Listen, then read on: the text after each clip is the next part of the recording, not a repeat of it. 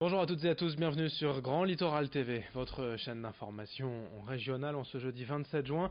On est ensemble en 7 minutes en images pour tout voir, tout savoir de l'actualité près de chez vous et on démarre bien sûr par vos prévisions météo. Avec encore et toujours le vent de nord-est qui rafraîchit l'atmosphère et l'air ambiant, surtout près des côtes. 19 degrés seulement aujourd'hui sur la mer du Nord, à Calais et à Dunkerque, 21 à Boulogne, 25 degrés quand même au Touquet et à Saint-Omer. Les températures sont en légère hausse mais toujours pas caniculaires. Ce pourrait être le cas quand même en fin de semaine. On annonce vraiment une chaude journée ce samedi. On ne manquera pas d'en reparler d'ici là avec vos prévisions météo complètes juste après ce journal. La une de l'actualité hier, le premier jour des soldes. Jusqu'au 6 août, durant 6 semaines, les magasins caissent les prix pour liquider leurs stocks, avec déjà près de 40 à 50% de réduction dans certaines enseignes. À Boulogne-sur-Mer, dans le centre-ville, meurtri ces dernières années, le démarrage des soldes a laissé certains indépendants mitigés. Les commerçants se doivent en effet d'innover plus que jamais et de trouver des alternatives pour attirer les clients partis dans les centres commerciaux. Et certains y parviennent avec une clientèle fidèle déjà présente hier, à quelques conditions. Explication routière à Boulogne, au micro de Corentin Escaillé. On a nos habitués. Nous, on tourne avec nos habitués et franchement, rien à dire. Comme je vous dis, toutes mes habitués sont venues ce matin pour prendre les petites premières soldes. Mais nickel. Nous, oui, vu qu'on est petits commerçants, on commence avec le moins 20 jusqu'à moins 50 et on ira en allant de plus en plus jusqu'au moins 50 et moins 60 à la fin. Si on ne met pas tout de suite des moins 40, moins 50, les gens n'achètent pas. Ils aiment bien avoir le gros pourcentage tout de suite. Puisque l'on parle de commerce, une nouvelle boutique va ouvrir ce week-end à Wimereux, juste à côté de Boulogne. Jours Heureux est une épicerie fine proposant essentiellement des produits made in France et made in Haute-France, de la bière donc, mais aussi des plats préparés, du sel, des confitures, des biscuits. L'offre est déjà intéressante et devrait même s'étoffer, selon les demandes des clients dans les prochains jours, prochaines semaines.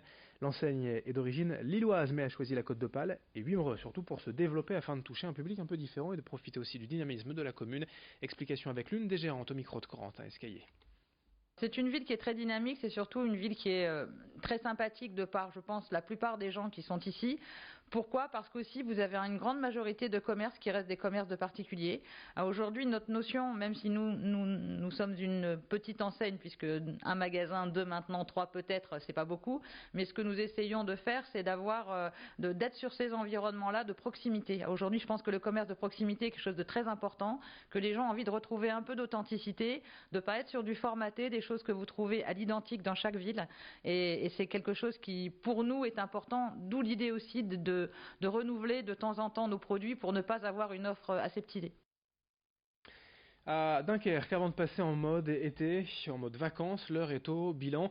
Après une saison, 10 mois de bus gratuits depuis le 1er septembre, la communauté urbaine de Dunkerque est en effet devenue la plus grande agglomération de France à rendre gratuits les transports en commun.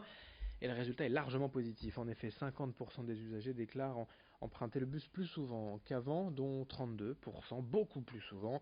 En semaine, la fréquentation a augmenté de 70%, 120% les samedis et même 170% de hausse les dimanches. De nouveaux usagers qui reconnaissent d'ailleurs prendre désormais le bus parce que c'est gratuit. Une réussite qui intéresse d'autres villes en France et dans la région, notamment les voisins de Calais, qui pourraient bien appliquer la gratuité dès 2020. Explication avec le maire et président de la CUD, Patrice Vergrit, au micro de Louis Caillé.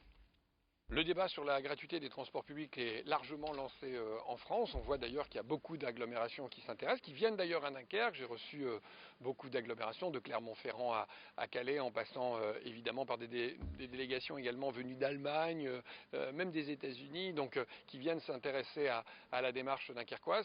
C'est très encourageant. Puis ça montre aussi que aujourd'hui on a dépassé certains préjugés qui étaient portés sur la gratuité des transports publics et ça permet de juger effectivement une politique publique sur ce qu'elle est réellement et sur les résultats qu'elle peut avoir sur le terrain. Donc c'est très encourageant et je suis certain que Dunkerque ne sera sans doute pas la dernière agglomération à passer au bus gratuit. La semaine prochaine, on sera au mois de juillet. En cette fin juin, l'actualité, c'est donc la sécurité sur les plages, avec deux actualités dramatiques. D'abord au Sable d'Olonne, il y a quelques semaines, 3 sauveteurs de la SNSM décédés lors d'une intervention. Et ce week-end, ce dimanche, à Berck, un jeune homme d'une vingtaine d'années est mort, noyé. Il y a donc les sauveteurs, bien sûr, présents tout au long de l'été pour notre sécurité et ils s'entraînent depuis plusieurs semaines, notamment en baie d'Authie, les sauveteurs de la SNSM. Un reportage de Lucille Constant avec les équipes de l'ESJ Paris Grand Lille. Départ pour la baie d'Authie. Une fois par mois, les bénévoles de la Société nationale des sauveteurs en mer partent en exercice. C'est parti? C'est parti.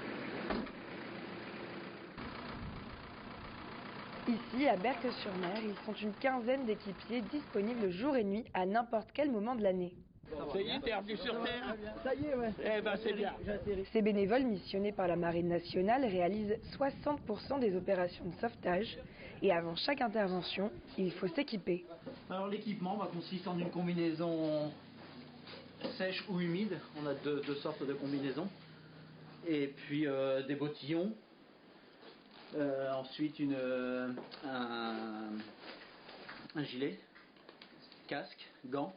Dès qu'ils sont appelés, les sauveteurs ont alors moins de 15 minutes pour être à l'eau. Noyade, remorquage de bateaux et litreuillage, autant de missions auxquelles sont confrontés ces passionnés. Pour être efficace, des entraînements fréquents sont indispensables. Lui va aller à l'eau. Pour l'exercice, on va s'éloigner un petit peu. Et en fait, on revient comme si on tombait sur une personne qui était tombée à l'eau. Et à ce moment-là, on enverra nous le nageur de bord. À cause des marées et des bancs de sable, la baie d'Authie est l'une des plus dangereuses de France. Les sauvetages sont fréquents, une vingtaine d'interventions sont effectuées par an. Retour à quai, entraînement réussi, mais le travail n'est pas pour autant terminé. Maintenant, il faut rincer, nettoyer tout le matériel. Après, on rentre à la station et là, on fait faire demi-tour au bateau pour qu'il soit prêt et opérationnel à repartir. 1 heure pour réarmer l'équipement et l'équipage est prêt pour une nouvelle intervention. Ce qui nous permet de vous rappeler bien évidemment quelques consignes de prudence si vous allez profiter des plaisirs de la plage ces jours-ci sous le soleil. Pour les enfants évidemment, il faut bien les couvrir, chapeau, casquette et crème solaire. Si vous allez vous baigner, prenez bien le temps de vous mouiller, notamment la nuque. Attention également aux bâches, vous le savez, ces creux sur les plages du littoral qui peuvent être dangereuses, à marée haute comme à marée et basse d'ailleurs. Merci de votre fidélité et très bonne journée à toutes et à tous sur Grand Littoral TV.